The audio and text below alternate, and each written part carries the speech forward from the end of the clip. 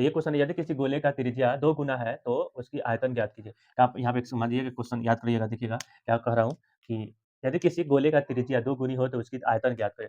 अगर सबसे पहले बताइए कि गोला का आयतन क्या होता है? गोला का आयतन आयतन कितना होता है? 4/3 पाई आर क्यूब।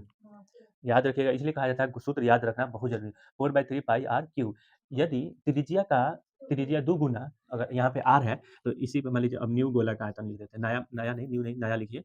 नया न्यू एक ही हुआ, गोले का आयतन 4/3, कुछ में चेंज नहीं हुआ, सिर्फ क्या हुआ है 2 गुना त्रिज्या हो गया।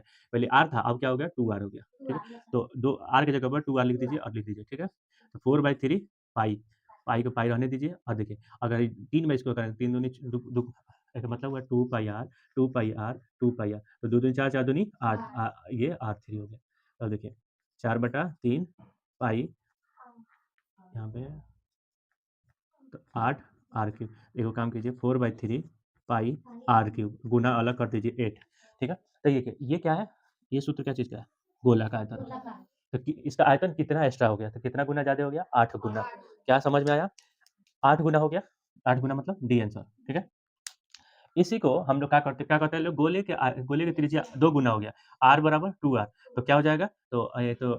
r में कितना पावर होता है? 3, तो 2 के पावर 3 कर दीजिए, तो 2 दूनी 4, 4 दूनी 8, 8 r क्यूब हो गया। तो मतलब 8 गुना, तो आंसर हो गया। उसी तरह अगर कहा था गोले का आयतन r है, तो वक्र पृष्ठीय क्षेत्रफल बताइए। गोले का त्रिज्या r है, याद रखिएगा, गोले का त्रिज्या r है, तो वक्र पृष्ठीय क्षेत्रफल बताइए गोले का। तो गोले का वक्र पृष्ठीय क्षेत्रफल कितना होता है? 2 पाई r स्क्वायर होता है। 2 पाई r स्क्वायर होता है। 4 नहीं, 2 नहीं, 2 अर्धगोला का होता है। 4 पाई r स्क्वायर होता है, ठीक है? तो इसको रहने दीजिए, r स्क्वायर को देखिए। आर स्क्वायर की जगह पर 2r कर दिए, तो 2r करेंगे तो क्या हो जाएगा? 2 का स्क्वायर करेंगे तो 2 दूनी 4, r का स्क्वायर 4, तो r n कर दीजिए और गुना 4, तो एक मतलब क्या हुआ 4 गुना हो जाएगा। अगर कोई क्वेश्चन पूछता कि उसका आयतन नहीं, यहाँ पे कहता वक्र पृष्ठीय क्षेत्रफल कितना हो जाएगा, तो 4 गुना हो जाएगा। तो ये क्वेश्चन समझाने का मतलब एक ही है कि एक बार में आपको जितना क्वेश्चन गोला, अर्धगोला कोई भी चीज़ में पूछे, कुछ नहीं।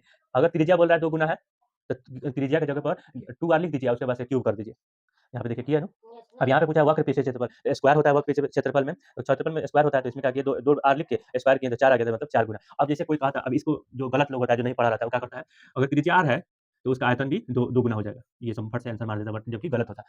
उसी तरह कहता है कि त्रिज्या r है, तो उसका वक्र पृष्ठीय क्षेत्रफल भी तो क्या करता लोग, दुगुना लिख देता फट से। कहे जैसे मान लीजिए कहा जाएगा कि ₹1 माने ₹100 का दुगुना ₹200, तो बताइए 200 का गुना कितना रुपया? 100 का दुगुना कितना हुआ? तो 200 हुआ। तो वही लोग समझ लेता है कि जबकि थोड़ा-सा डिफरेंस है यहाँ पे पावर लगा हुआ है, तो इसलिए पावर में, इसलिए आंसर होगा डी। तो याद रखिएगा इस क्वेश्चन जो अर्धगोला त्रिज्या, ये सारी समझाने के पीछे रीज़न एक ही है कि आपको इस टाइप के क्वेश्चन अगर पूछ दे, जरूरी नहीं है कि हरदम यही बनाया जाए। इस टाइप के क्वेश्चन पूछ दे तो हमेशा याद रहना चाहिए। आयतन पूछेगा तो क्यूब किया जाएगा, आयतन नहीं रहेगा, स्क्वायर क्षेत्रफल रहेगा तो स्क्वायर किया जाएगा। ठीक है? All the best.